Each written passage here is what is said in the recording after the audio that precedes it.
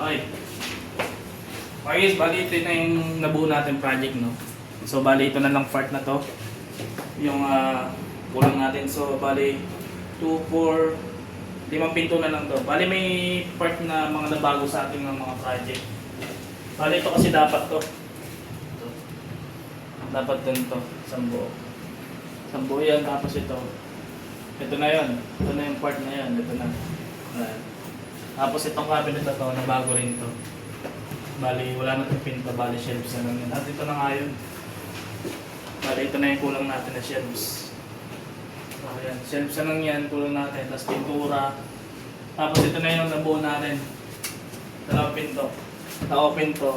Itong part na to, ito yun. Na-open yan. Kasi nga, may shelves na lang yan dyan.